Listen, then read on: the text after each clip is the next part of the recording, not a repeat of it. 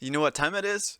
It's stepper motor time. And today we actually get to talk about not stepper motors theoretically, but stepper motors in real life, experimental, hard data, measured and quantified. And so this is a project I've been working on for a long time, and some of it's been active working and some of it's been passive working. But today I really want to take you on a journey with me about the progress I made on my Stepper Dino. And this will be not like a, hey, here's all the data and the results. This will be a, come along this journey, ask questions in the comment sections. If you have a certain section or a certain area you want more information on, or a certain test to be run, or a kind of underlying question, you're like, what happens if I compare this parameter to this parameter setting? How does my 3D printer respond? I can answer those questions and do a experimental test to provide that data with you, to you. So let's get started in what I've been working on.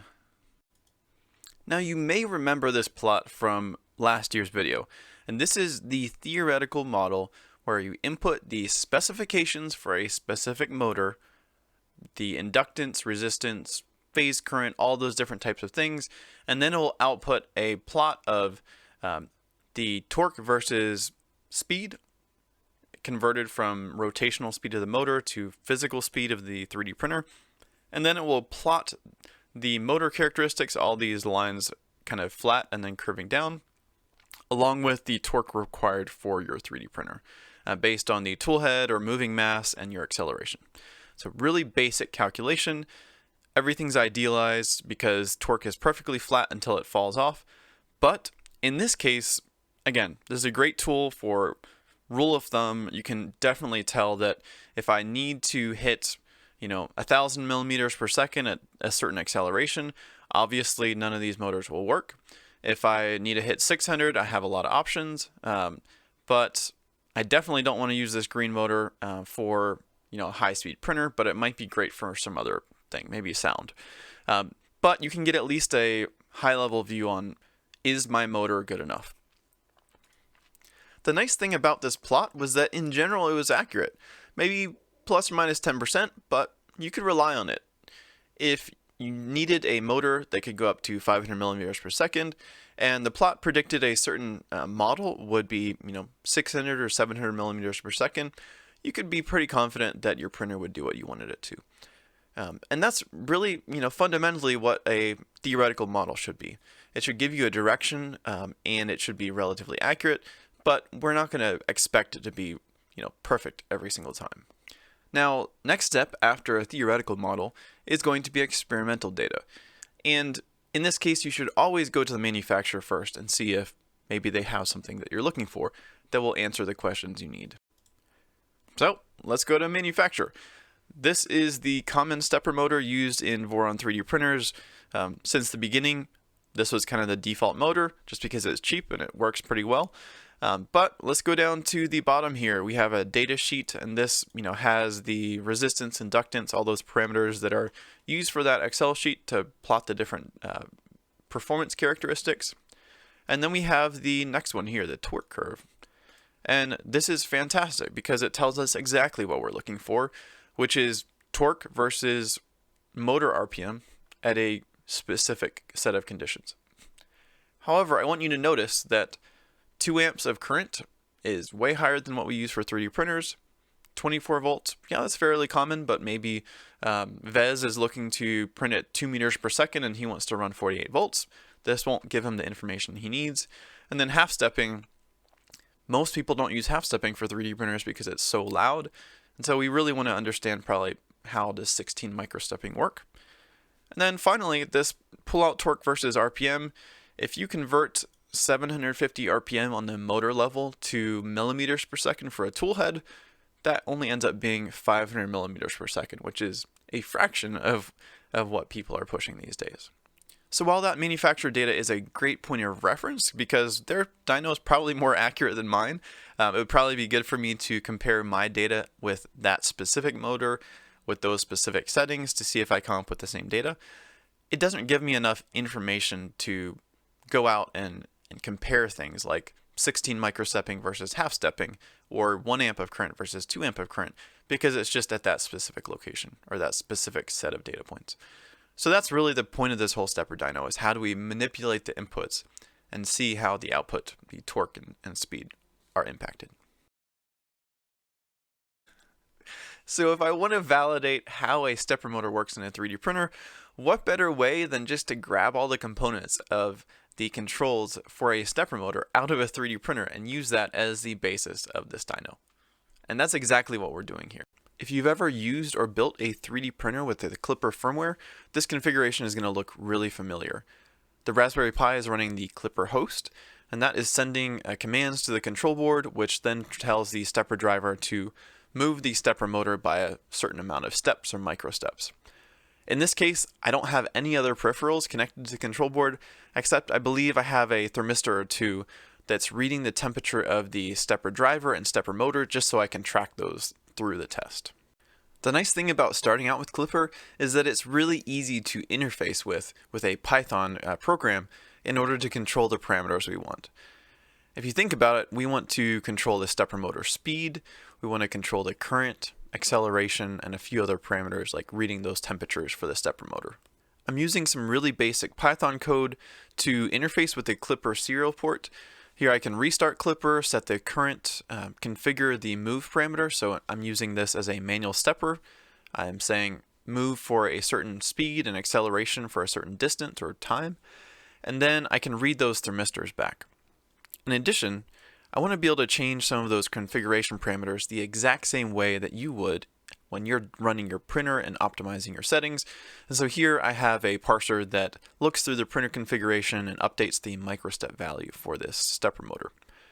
The one I don't have in here yet is the one to update, say, interpolation or stealth chop and those types of things. And I can add those in later on as I decide to test them.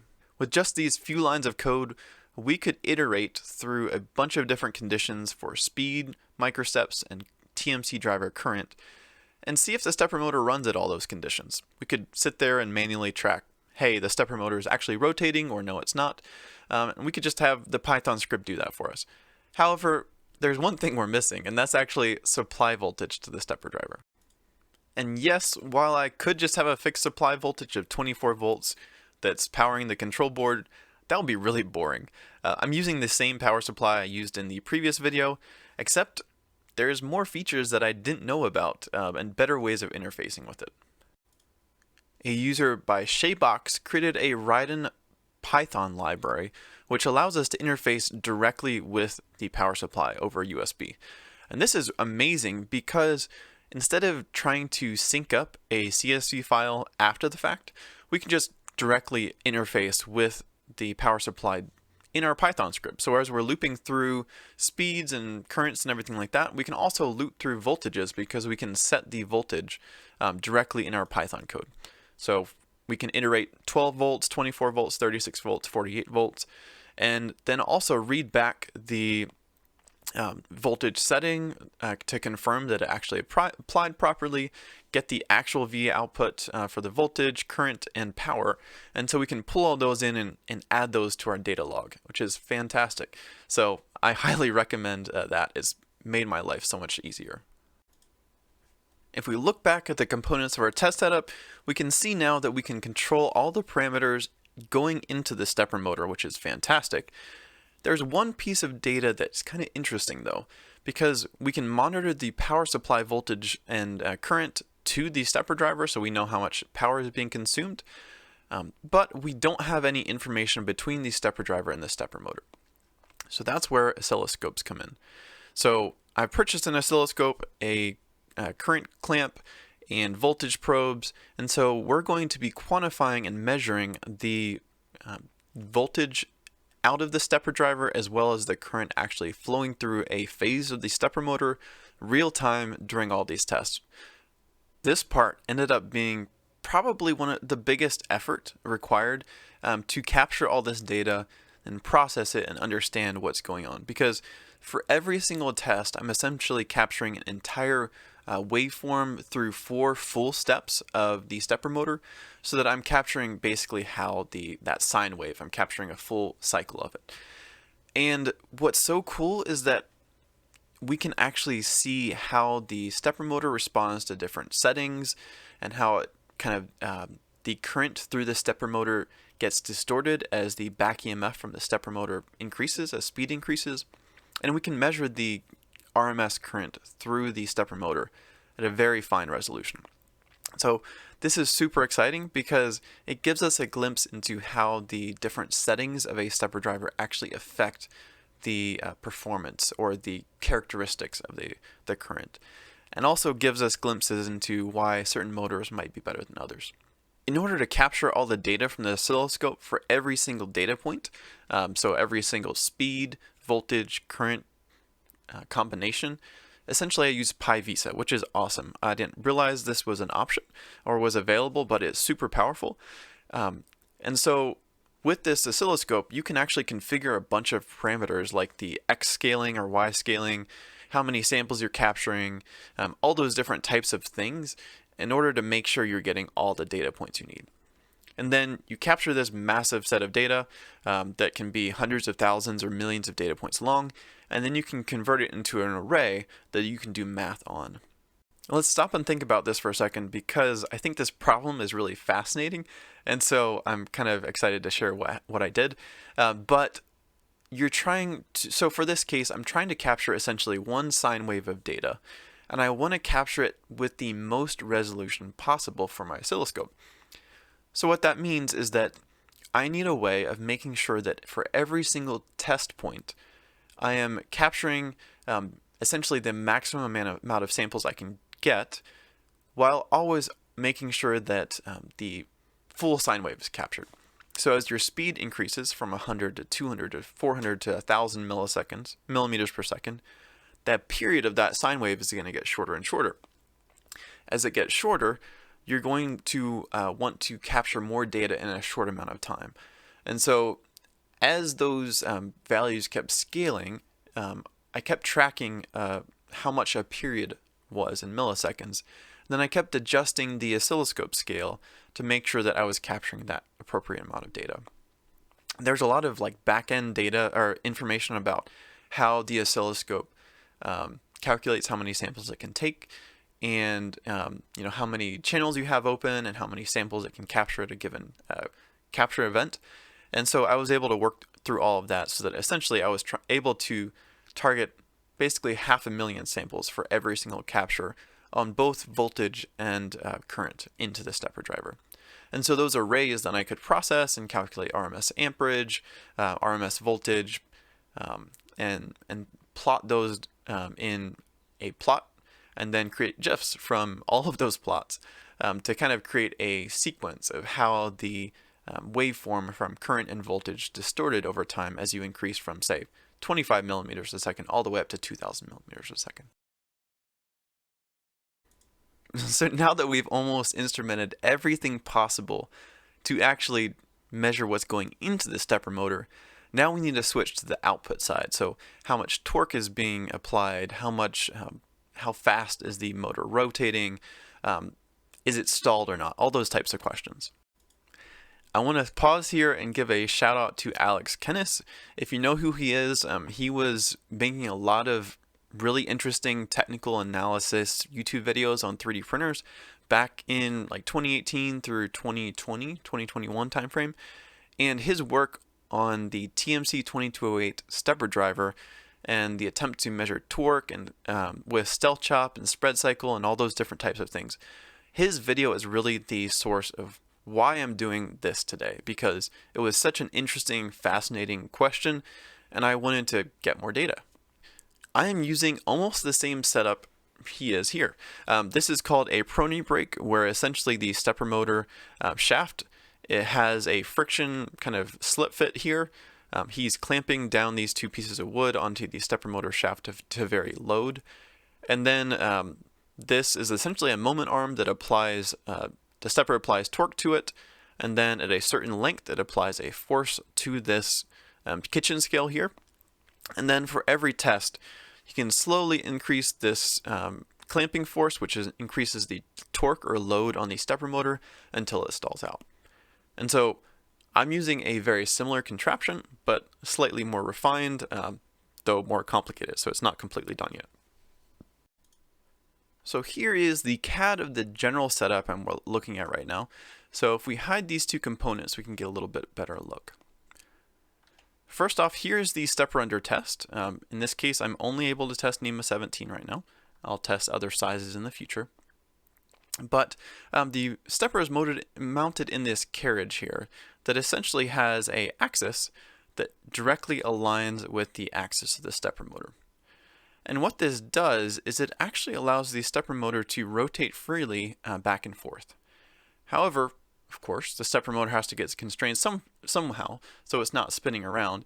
And we actually have that by adding a extrusion here, which is the prony brake or lever arm, that applies a force onto a load cell right here. And so based on the moment arm at a given length, pressing down on a load cell, I have a 1 kilogram load cell, we can read out the force that is being applied on the load cell, and then force times the moment arm equals torque, and so we can get a real-time output of the torque of the stepper motor. However, if we just had the stepper motor and this moment arm, there would almost be no torque because there's no load. There's nothing actually resisting the stepper motor. And that's why there's this big motor and this GT2 belt and pulley system here. This is a BLDC motor that theoretically, in the future, we can control to varying torque. So through a Texas Instruments motor controller with 3-phase control and everything like that, we can vary the torque, and then this will always output a fixed torque value, approximately. And then we can go through different speeds or things like that on the stepper motor, and essentially this torque or force should be constant. We can increase speed until it trips out. For now, though, I actually don't have the motor control side of this BLDC motor functioning because it is going to involve some magic in somehow communicating a torque limit to the controller that currently is kind of closed source code. So I haven't figured that out yet, but what I have done is I've just wired all 3 phases together. So if you remember from running a stepper motor, if you short all the phases together, it gets really hard to turn. Essentially, that's what this is doing right now.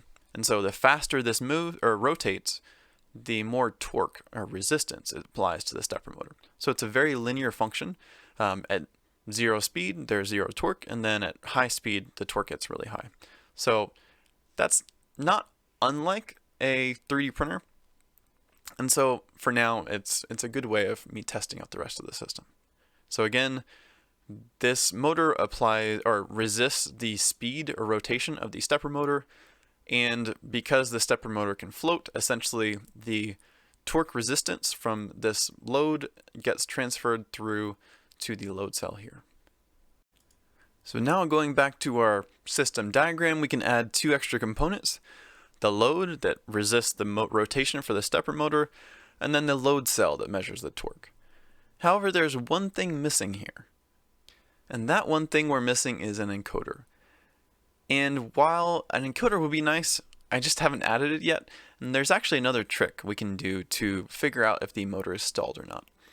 And to do that, we can look at the output of the load cell because the stepper motor is free floating. If it stalls, essentially the torque output of the system will drop to close to 0. Because once the stepper motor stalls, the BLDC motor is not going to resist spinning anymore because it will just stall as well. And then torque goes to 0. So what I do is actually look at the torque output as the system increases in speed, and eventually as it drops off, I'll actually try a certain data point. So say it stalls at 1,000 millimeters per second equivalent speed. I'll actually try that point 2 or 3 times just to make sure there's no fluke. And then if it fails repeatedly over and over for like 2 or 3 times, then I'll go ahead and say, hey, this test point, we're almost 100% confident that it's going to stall here, and so that's the end of the test. The exciting part about that is that we're talking about thousands or tens of thousands or hundreds of thousands of data points once you start looking at different motors and different parameters. And so any way we can save time is really critical. And in this case, if I'm testing from 25 millimeters per second to 3,000 millimeters per second, if the motor stalls at 500 millimeters a second, I don't want to continue testing all the way to 3,000 because all of those points will be garbage. And so as soon as we trigger that the motor has stalled, we can just exit out and go to the next test point, maybe try increasing current or increasing voltage, something else to get higher speeds. Now at this point, we can change all the inputs to the system and measure the outputs to the system. Except right now, instead of having infinite torque control, we just have a fixed linear response, which is fine for now. But there's a few things that people have asked me about, and is generally not speed. Some of it's print quality, but I can't really measure that here. But the one I get most commonly asked is, hey, I want my 3D printer to be quiet. And so there's actually some more things I want to try to do here. I'm actually looking at adding a microphone to this test setup as well. For every single speed and current setting and microstep setting and voltage and everything like that, we can actually measure the a small clip, maybe a second, maybe half a second, maybe 100 milliseconds of sound, and then try to quantify that sound in some way to understand, is it, a high frequency, low frequency, loud, quiet, and that sort of thing. And this is actually really exciting because sound is one of those things that you definitely can't get from a data sheet. And there's a lot of magic that I don't understand why some motors are loud and some are quiet. But just trying to process that data and understand, how to look at it is difficult. I've tried the easy route of just recording a WAV file onto the Raspberry Pi, and that's kind of so-so. You don't get a ton of resolution. But then I've routed in the microphone signal into the oscilloscope and use the FFT function on the oscilloscope. And I've been able to see some differences in the peak frequencies between, say, stealth chop and spread cycle, or interpolation and like high microstepping, like full steps that are really interesting. But I haven't found a way to really grab that data out of the oscilloscope without a lot of pain. So that's still something that I'm trying to look into, and maybe it ends up being a separate sequence I do altogether. So we'll see. Now, the moment you've all been waiting for, let's actually look at some data. First up, this is probably the most boring plot of the entire lot. And that is, again, because I don't actually have a way of controlling the torque except that BLDC motor that basically gives a linear response. So every single point with any speed or any voltage or current setting, as long as the motor isn't stalling, should essentially fall onto the same line, because the BLDC motor is defining the torque, not the stepper motor itself. So this means that we can't actually directly compare the stepper motor output from this dyno to the data sheets we saw earlier, because we haven't implemented the torque configuration parameter of the BLDC motor. But again, all of the different data points line up together. We have 24 volt, 36, and 48 volts with a varying current from 0.6 to 1.4 amps. Next up, a chart that's a lot more exciting. And this is really cool. So this RMS current is calculated based on the waveform we're recording using that oscilloscope. And so it gives us a picture of how the system is responding to that back EMF. And are we back EMF limited or current limited?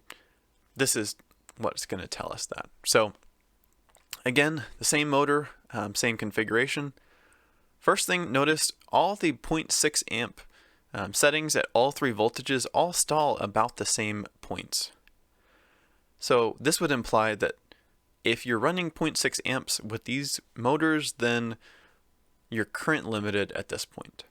However, if you look at it from a high current standpoint, so if we're running at 1.4 amps, you can see here that this changes drastically. The amount of current that the stepper driver is able to push to the stepper motor varies significantly. So at 24 volts, this dash line, it starts to fall off right around 400 millimeters per second and falls off rapidly. If you increase the voltage to 36 volts, it stays flat for a good bit longer, up to around 600 millimeters per second, and then that back EMF starts impacting the current and it starts falling off again. Finally, at 48 volts, same thing. Due to that higher input voltages to the stepper driver is able to push more current to the windings of the stepper motor, even with the increased back EMF, so that at 800 millimeters per second, 48 volts is still able to essentially maintain 1.2 amps, but 24 volts is all the way down to 0.5 amps, which is crazy. So this is really showing that at these speeds, you really want the higher input voltage to keep the current high. And then as you get higher and higher, you'll notice the 24 volts, all of the different currents all merge together to the point at 800 millimeters per second. It actually doesn't really matter what your input setting current is on your driver, because the back EMF is so high that they've all converged to a low actual current. Next, this is kind of one that I'm trying to figure out as we go along, but I wanted to record it anyway. And this is the RMS voltage that the stepper driver is supplying to the windings. And you can see here that as the speed goes up, the stepper driver has to push more voltage. So if it's PWMing the voltage on and off, it has to have a higher duty cycle to maintain the current setting that it's set to. And so that's why you see the RMS voltages increase over time, because at a certain point, at a certain speed, the driver is going to try to be on basically all the time, and it's just going to be sending 48 volts and then 0 volts and 48 volts and 0 volts. It's not really going to be able to PWM down, and we'll see that effect a little bit more later. And the final one here is driver power. So again, we're measuring this from the ride and power supply, and so for every single point we can record how much power is consumed. And so 24 volts, again, as you go up in speed, the power continues to increase, which is something that I didn't realize at first, but capturing this data gives us a lot more interesting information. Increasing voltage, even if you maintain the same current, increases the power going into the driver, but you also increase the speed capability. So it looks like here 48 volts at 1.4 amps is able to hit about 1600, 1700 millimeters per second at almost 50 watts per driver. So this is one single driver at 48 volts. So if you're really pushing your stepper motors with high current stepper motors really fast, you're going to want to consider getting a bigger power supply.